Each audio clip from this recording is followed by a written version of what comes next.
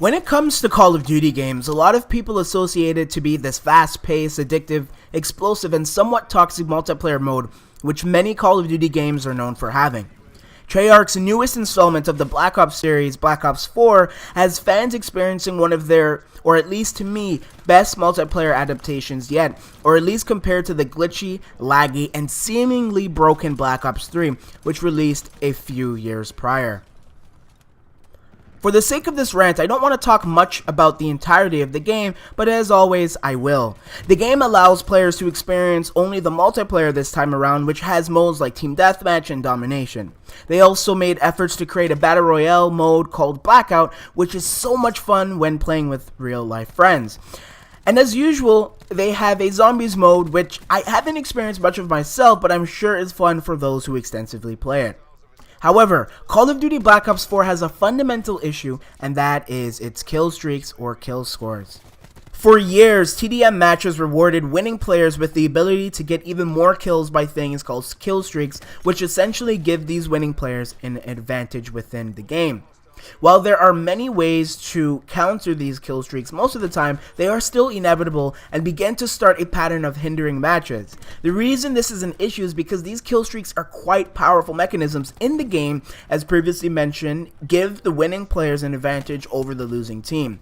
Such things include quote-unquote attack helicopters, nukes, and several other overpowering advantages.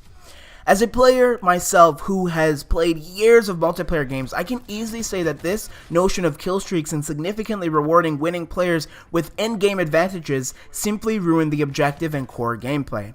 Video games that include multiplayer features are meant to be played with humans, not scripted artificial intelligence.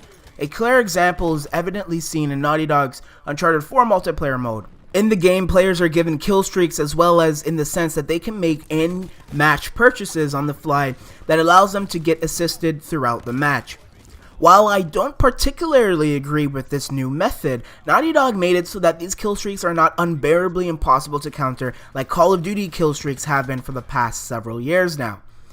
In Uncharted 4, players can use their entire environment and surroundings, such as rope swing, to kill the non-playable characters or kill streaks. Instead, I believe Call of Duty needs to draw inspiration from games like Overwatch or The Last of Us, more so The Last of Us, because the multiplayer mode is a simplistic achievement of what is actually a fun, addictive, explosive, and stealthy multiplayer, all of which has been achieved through this way of or style of game. It gives players the core and basic controls, which is directly taken out of the story and doesn't have airstrikes dropping on players as soon as they spawn into their match. Because this way of gameplay deters me, and I'm sure many others, from actually actively playing Black Ops 4's multiplayer. I'm a huge believer in rewarding players for doing well, but why can't this be achieved normally through an economic system as seen in Grand Theft Auto games, or by giving players customizable items like in Overwatch, The Last of Us, and Uncharted 4, or even having daily tasks being completed which makes players level up quicker like in Rainbow Six Siege. Instead, there is this insulting, absurd corporate notion that the possible is in fact impossible, when in reality it's the other way around.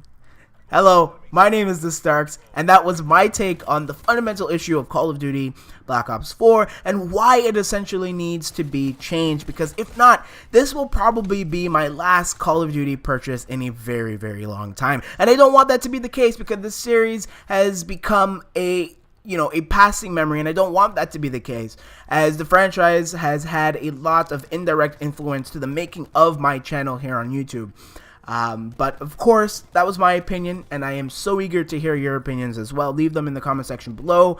And of course, if you're new to my channel, consider subscribing, as I've got a lot of things coming up for the channel in the upcoming year, or last portion of the year as well. And of course, I have been TheStarkz, and I hope to see you guys in my next video. Thank you a lot for watching. Bye.